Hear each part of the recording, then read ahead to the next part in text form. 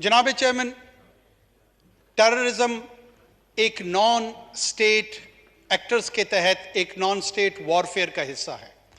मेरे ख्याल में हम अभी तक इस जंग की नेचर जो है उसको एट टाइम्स समझने में कासिर नज़र आ रहे हैं, चाहे वो पार्लियामान की जानिब से है, चाहे वो सिविल सोसाइटी की जानिब से है, चाहे वो मीडिया की जानिब से है, या एट टाइम्स वो सिक्योरिटी फोर्सेस जो कि ऑन ग्राउंड उसको कन्फ्रंट कर रही हैं उनकी जानिब से है।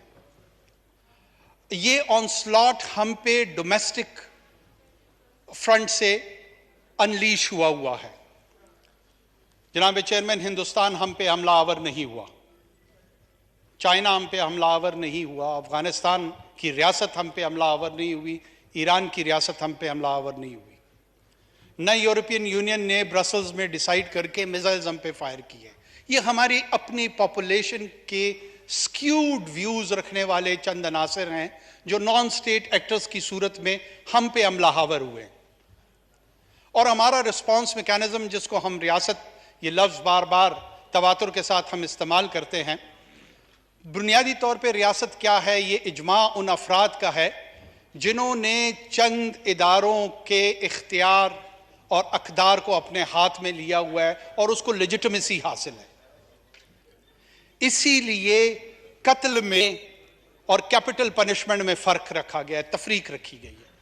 जो कैपिटल पनिशमेंट है वो रियासत के बिहाफ पे एक ड्यू प्रोसेस के तहत उसको एग्जीक्यूट किया जाता है, और जो इंडिविजुअल उसी फिजिकल एक्शन से अगर उस किस्म का कॉन्सिक्वेंस सामने लेकर आता है तो उसे हम कत्ल गर्दानते हैं। इस रिस्पॉन्स मैकेनिज्म में हमारे पास सिविल लॉ इन्फोर्समेंट एजेंसीज थी और हमारे पास एक कन्वेंशनल मिलिट्री थी।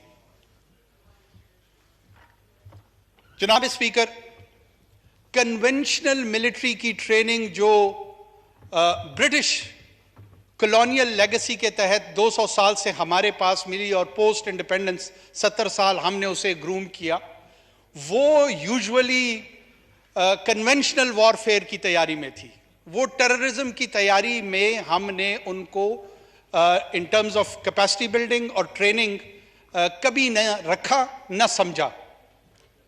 जब ये थ्रेट हमारे सामने आया तो military was morphed into a counter terrorism force, और जो स्टॉप गैप अरेंजमेंट था हमने रिस्पॉन्स ये दिया 9/11 के बाद कि काउंटर इसको मिलिट्री करेगी in terms of kinetics, in terms of the application of the force, without realising कि बाकी दुनिया के जो तजर्बात टेररिज्म के साथ हैं, नॉन स्टेट वॉरफेयर के साथ है, वहाँ पे formal counter terrorism force establish हुई है। इसमें चूंकि एक चेकर्ड हिस्ट्री है, पॉलिटिकल हिस्ट्री है हमारे यहाँ, 3 मरतबा डायरेक्ट मिलिट्री रूल रहा है इस मुल्क में, इसलिए पॉलिटिकल क्लास का विज़ावी पाकिस्तान की सिक्योरिटी इस्टेब्लिशमेंट एक मखसूस व्यू, जो कि एट टाइम्स ठीक भी होता है और एट टाइम्स इतना दुरुस्त नहीं भी होता, लेकिन एक कॉन्टेस्टिंग पोजीशन में ज़रूर है।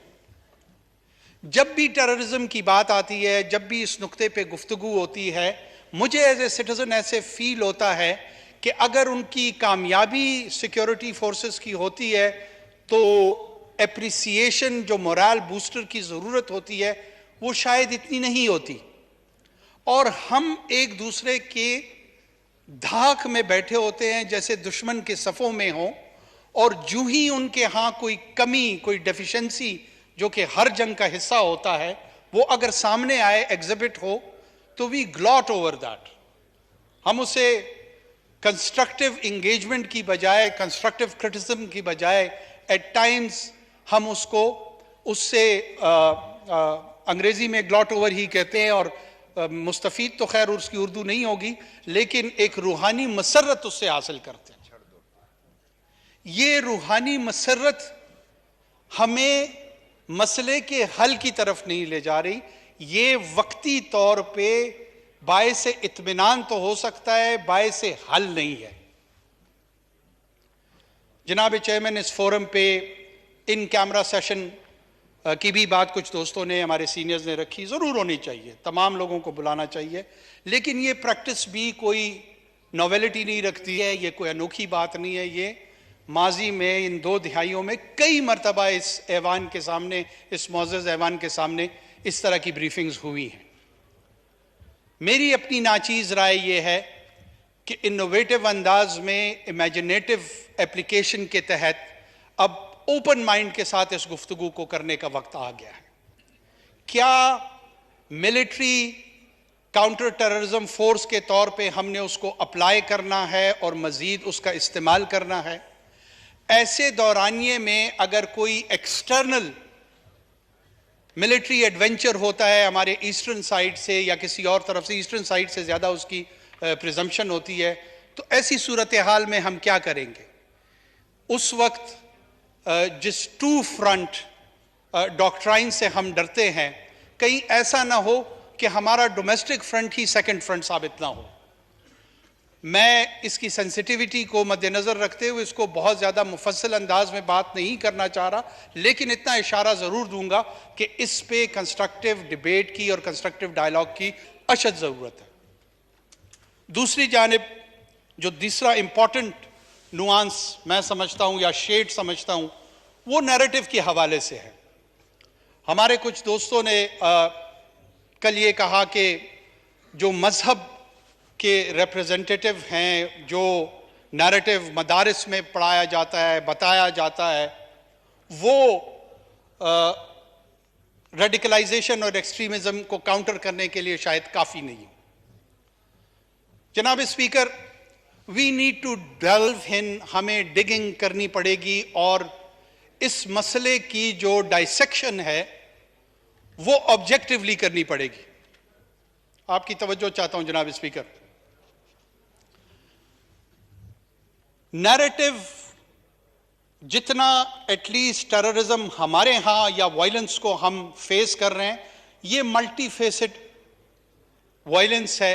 मेरे सूबे में इथनिक इंस्पायर्ड वायलेंस मौजूद है, जिसमें किसी एक मखसूस कौम को बुनियाद बनाकर उसकी बुनियाद पे एक मुसल्ला तहरीक और जद्दोजहद की जाती है, और बाकी मानदा पाकिस्तान में मजहब की बुनियाद पे वायलेंस को परपिट्रेट किया जाता है।